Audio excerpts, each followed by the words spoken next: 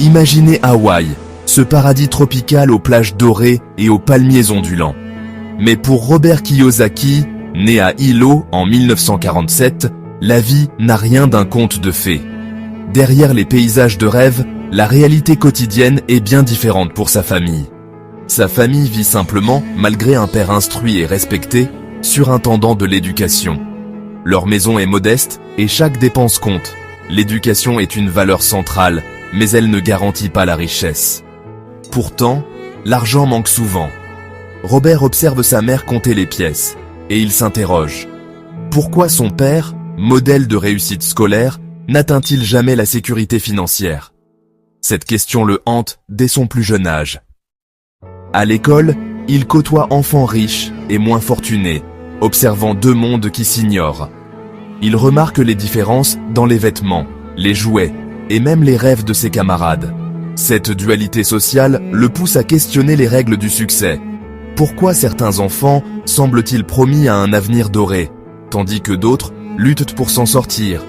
Il comprend très tôt que l'école enseigne peu sur l'argent réel, sur la façon dont il circule, se gagne ou se perd. Les leçons de la vie semblent bien différentes de celles des manuels scolaires. Cette curiosité, née sur les plages d'Hawaï, deviendra le moteur de sa vie. Il se promet de découvrir les secrets de l'argent, de comprendre ce que l'école ne dit pas. L'enfance de Kiyosaki, c'est l'éveil à une autre façon de penser l'argent, une quête qui commence dans la simplicité et la curiosité, et qui le mènera bien plus loin que les rivages d'Hawaï. Deux pères, deux visions, d'un côté, son père pauvre, son vrai père, un homme honnête et travailleur, croit profondément à l'école, à l'importance des diplômes et à la sécurité d'un emploi stable. Il enseigne que la réussite passe par de longues études et un poste sûr, même si cela signifie parfois sacrifier ses rêves. Mais malgré tous ses efforts, il lutte financièrement toute sa vie, jonglant avec les factures et les fins de mois difficiles, prisonnier d'un système qui ne récompense pas toujours le travail acharné. À l'opposé, le père riche, père de son ami Mike, entrepreneur autodidacte, voit le monde différemment. Il enseigne à Robert une leçon essentielle. Ne travaille pas pour l'argent, fais-le travailler pour toi. Il encourage la curiosité, l'audace et l'apprentissage par l'expérience. Robert reçoit ainsi deux éducations opposées. L'une prône la sécurité, l'autre la prise de risque. L'une craint l'argent, l'autre apprend à le maîtriser et à le faire fructifier. Cette confrontation d'idées et de valeurs forge sa réflexion, l'obligeant à remettre en question ce qu'il croyait savoir sur la réussite et l'argent. Peu à peu, il comprend que la véritable richesse ne dépend pas du salaire ou du statut, mais du mindset, de la façon de penser et d'agir face à l'argent et aux opportunités. La leçon la plus précieuse, il faut choisir sa propre voie financière, oser sortir des sentiers battus et ne pas laisser la peur guider ses décisions. La vision de son père riche ouvre alors la porte à l'indépendance, à la liberté de créer sa vie selon ses propres règles et ambitions. Ce choix, ce changement de perspective, va tout changer pour lui et lui permettre d'imaginer un avenir différent, où il devient maître de son destin.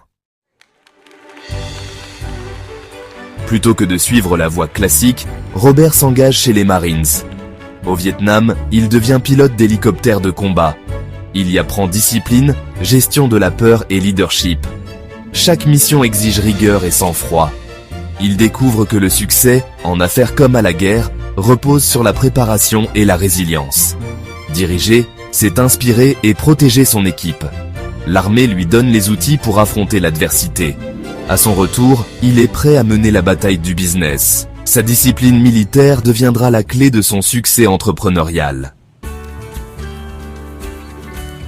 Fort de ses leçons, Robert lance une entreprise de portefeuille en nylon. Succès fulgurant, puis faillite, il apprend que l'innovation ne suffit pas sans gestion solide. Il rebondit, crée d'autres sociétés, connaît hauts et bas, devient millionnaire, puis perd tout. Chaque échec est une leçon pratique, bien plus formatrice que n'importe quel diplôme. Il découvre que la résilience est la vraie richesse de l'entrepreneur. Les revers forgent sa détermination. Il refuse d'abandonner son rêve de liberté financière. L'intelligence financière s'acquiert sur le terrain, pas dans les livres. Ces expériences donneront du poids à son futur message. Dans les années 90, Robert Kiyosaki et sa femme Kim imaginent un jeu de société unique, Cash Flow. Leur objectif ? Enseigner les bases de la liberté financière de façon ludique, à travers des parties entre amis ou en famille. Ce jeu, bien plus qu'un simple divertissement, pose les fondations d'une nouvelle manière de penser l'argent. Pour expliquer sa vision, Robert se lance dans l'écriture de « Père riche, Père pauvre ». Il rédige ce livre sans se douter qu'il va bouleverser la vie de millions de lecteurs à travers le monde et devenir une référence incontournable en matière d'éducation financière. Auto-publié, le livre rencontre un succès fulgurant. Il se hisse rapidement en tête des ventes, porté par le bouche à oreille et l'enthousiasme de ses premiers lecteurs, qui partagent ses idées novatrices. Son message central est simple mais révolutionnaire. Comprendre la différence entre actifs, qui génèrent des revenus, et passifs, qui en consomment. Cette distinction, rarement enseignée à l'école, change la façon dont on perçoit la richesse. Kiyosaki ose même remettre en question une croyance populaire. La maison principale, souvent considérée comme un actif, est en réalité un passif pour la plupart des familles, car elle coûte plus qu'elle ne rapporte. Grâce à un langage simple et des exemples concrets, il rend la finance accessible à tous, quel que soit l'âge ou le niveau d'études. Son approche démystifie l'investissement et encourage chacun à prendre en main son avenir financier. Il brise un mythe tenace. Il n'est pas nécessaire d'être riche pour commencer à investir.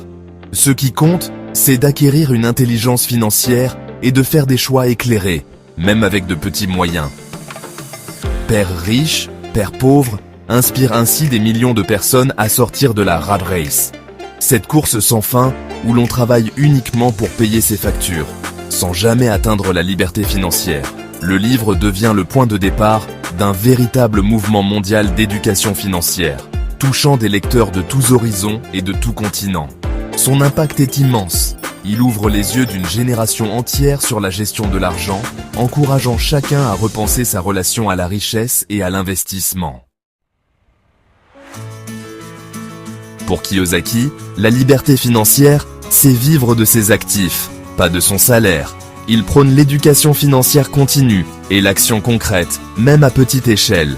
Lire, investir, apprendre de ses erreurs, voilà la clé. Il encourage à explorer de nouveaux actifs, comme les crypto-monnaies, pour s'adapter à l'économie moderne. Son message, chacun peut prendre en main son avenir financier. L'école forme des employés. La vie exige des entrepreneurs de leur propre destin. Le vrai risque, c'est de ne rien tenter. La liberté commence par une décision, apprendre à gérer son argent. Après avoir échoué dans plusieurs affaires, Robert aurait pu abandonner. Mais au lieu de fuir, il a décidé de comprendre pourquoi il échouait. C'est à ce moment qu'il a réalisé que l'école ne lui avait jamais appris comment l'argent fonctionne. Il a alors cherché un mentor, un homme qu'il appelait Père riche. Ce mentor lui a ouvert les yeux sur une vérité simple. Les pauvres travaillent pour l'argent, mais les riches font travailler l'argent pour eux. Robert a commencé à investir dans l'immobilier, à acheter de petites propriétés et à réinvestir ses profits. Les premières années furent difficiles, mais il avait compris que chaque erreur était une leçon. Un jour, il a eu l'idée d'écrire un livre pour partager ses principes au monde entier. Père riche, Père pauvre. Ce livre allait changer la vie de millions de personnes. Robert Kiyosaki est devenu un symbole de liberté financière. Et sa leçon la plus importante est claire. Ce n'est pas combien tu gagnes qui compte, mais combien tu gardes et comment tu fais travailler cet argent pour toi. Fin de la vidéo, branding Ouedraogo Vision avec musique motivante. La vie est pleine de carrefours, des moments qui définissent tout ce qui vient après. Pour Robert Kiyosaki, tout semblait perdu, mais face à l'échec, il a choisi de recommencer. Transformer la perte en victoire, c'est le pouvoir de l'esprit humain. Le voyage commence par un seul pas au carrefour. Que choisirez-vous? Avant le triomphe, il y a eu la chute. Robert et Kim Kiyosaki ont tout perdu. Leur entreprise, leur maison, leur sécurité. Ils dormirent dans leur voiture, face à une crise qui a fait tomber toutes les illusions. Ils avaient suivi les règles, travaillé dur, pris des risques. Et pourtant, ils se sont retrouvés sans rien. Dans cette épreuve, Robert a fait face à la vérité. Son éducation ne lui avait rien appris sur l'argent réel. Il a réalisé que le système nous prépare à travailler pour l'argent, pas à le comprendre. Les riches ne s'enrichissent pas grâce à des salaires élevés. Ils maîtrisent les flux de trésorerie. Chaque jour était une lutte, mais dans cette lutte, une leçon a émergé. La vraie richesse ne concerne pas le revenu. Elle concerne l'intelligence financière. Il s'agit d'acquérir des actifs qui génèrent des revenus, même quand vous ne travaillez pas. L'échec est devenu son plus grand professeur, lui donnant une perspective qu'aucune salle de classe n'aurait pu offrir. Il a vu que la plupart des gens sont destinés à lutter financièrement toute leur vie. Pourquoi ces leçons ne sont-elles pas enseignées à l'école? Son échec est devenu une mission, enseigner ce que tout le monde a besoin de savoir sur l'argent. La douleur a planté une graine de but. De la perte, une nouvelle vision est née. Dans l'obscurité du désespoir financier, une étincelle s'est allumée. Robert se souvint comment les jeux, et non les conférences, lui avaient appris l'argent quand il était enfant. Et s'il pouvait créer un jeu pour enseigner les principes financiers de manière amusante et pratique? Contrairement aux cours ennuyeux, un jeu pourrait permettre aux gens de prendre des décisions, d'apprendre de leurs erreurs et de s'entraîner à échapper à la course de rats. L'idée était simple mais révolutionnaire. Un jeu de société appelé Cash Flow. Il enseignerait le secret de la richesse. Gérer et faire croître les flux de trésorerie, pas seulement gagner un revenu. Les joueurs apprendraient à acheter des actifs, à gérer les risques et à se libérer du cycle de travail juste pour payer les factures. Ce n'était pas seulement une entreprise, c'était une mission née de la douleur. Robert est devenu obsédé, esquissant le jeu sur des bouts de papier. Le jeu aurait deux pistes, la course de rats et la voie rapide. Le but, construire suffisamment de revenus passifs pour échapper à la course de rats. Il savait, au fond de lui, que cette idée pouvait changer des vies. Cashflow était plus qu'un jeu, c'était un outil d'autonomisation. Le concept en place, Robert et Kim ont mis toute leur énergie dans la création de Cashflow. Ils n'avaient ni argent ni expérience dans l'industrie du jeu, travaillant dans des espaces empruntés avec des matériaux improvisés. Chaque partie du jeu était conçue pour enseigner une leçon financière. Les doodads pour les dépenses surprises, les cartes marché pour les risques d'investissement. Ils ont testé des prototypes avec des amis et de la famille, affinant le jeu en fonction des retours réels. Les soirées-jeux ont suscité des conversations sur l'argent que les familles n'avaient jamais eues auparavant. Les joueurs ressentaient le frisson d'un bon investissement, la piqûre d'un mauvais et la frustration de la course de rats. Cet engagement émotionnel a fait que les leçons ont perduré. Cashflow ne concernait pas seulement la littératie financière, il enseignait l'intelligence émotionnelle liée à l'argent. C'était un espace sûr pour pratiquer, échouer et apprendre. Après d'innombrables révisions, ils avaient un prototype dont ils étaient fiers. Le jeu était plus que du carton et du plastique. C'était un puissant outil éducatif. Robert avait transformé ses leçons durement acquises en quelque chose que tout le monde pouvait utiliser. Maintenant, le défi était de le mettre entre les mains des gens. Ils étaient prêts à partager leur création avec le monde. La prochaine étape mettrait leur foi à l'épreuve comme jamais auparavant. Avec leur prototype Cashflow terminé, Robert et Kim étaient remplis d'espoir.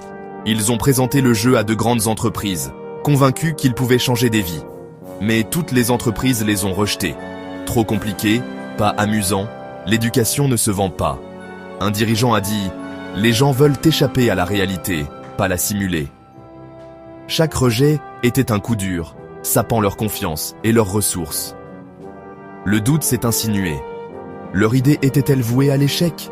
Il aurait été facile d'abandonner, mais c'était un autre carrefour. Robert a pris une décision cruciale.